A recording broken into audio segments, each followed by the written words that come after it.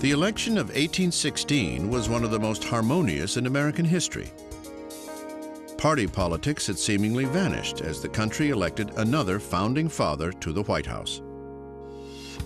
Number 5, James Monroe, Democratic-Republican, 1817 to 1825, 58 years old, from Virginia.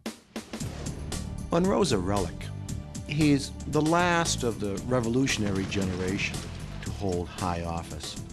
He's the last of the Virginia dynasty. In person, he cut the figure of the quintessential hero of the Revolution, from his boots, breeches, and ceremonial sword, right up to his cockade hat.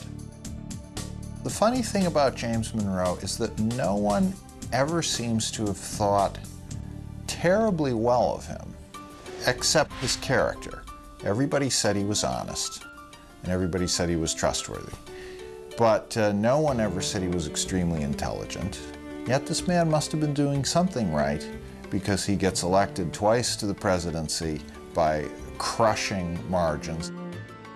Monroe's presidency was so seemingly amicable that he was unopposed when he ran for his second term.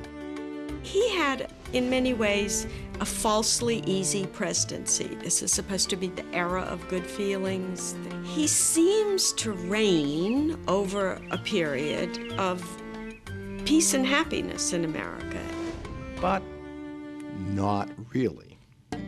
Because if you look just underneath the surface, you have Monroe presiding, but he's presiding over lots of stuff that's going on behind the doors. Monroe's management style reflected his personality. He was a hands-off executive who hired great people for his cabinet, then delegated authority.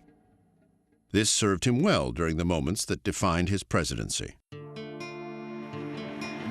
At the beginning of Monroe's first term, the territory of Missouri petitioned for statehood. In theory, adding a star to the flag should have been cause for national celebration. Instead, it ignited a great political debate over slavery. Would Missouri be a free or slave state? As Congress debated the explosive issue, Monroe, a slave owner himself, made it clear that he would veto any legislation that restricted self-determination for any state. Eventually, Congress passed the Missouri Compromise of 1820. Missouri enters the Union as a slave state. Maine enters the Union as a free state. And prohibitions are put upon the expansion of slavery. It is a temporary solution. Monroe also came up with his own plan. He proposed to return slaves to Africa. Called the American Colonization Society, this led to the founding of Monrovia, Liberia, the only foreign capital to be named for a U.S. president. Unfortunately, this did little to solve the crisis at home. While the slavery question simmered, Monroe faced a border crisis in Florida. The territory was still owned by Spain, but the Spanish did little to govern it.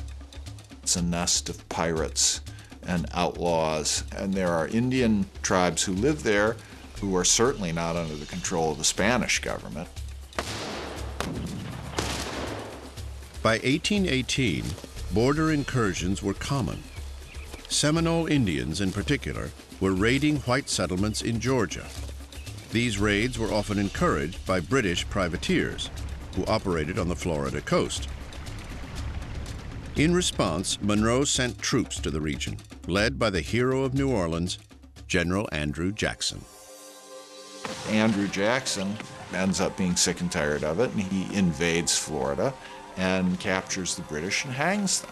So he creates an international incident involving 3 countries, the United States, Spain, and Britain.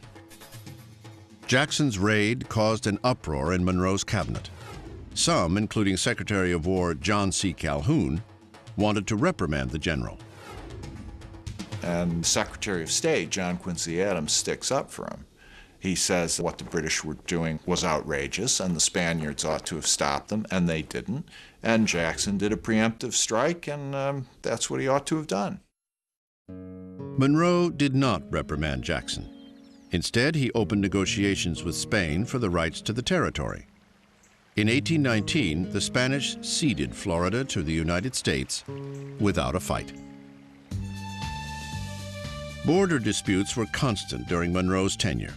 Significantly, it was a border issue that led to Monroe's defining moment in office. In December 1823, the president delivered a message to Congress and to the world. Ostensibly, he addressed a minor dispute between Russia and the United States over Alaska. But the speech contained a short paragraph that became his legacy. It stated, "The American continents are henceforth not to be considered as subjects for future colonization by any European powers." The Monroe Doctrine is our statement that we reject European countries coming in and trying to acquire further territorial gains in this hemisphere.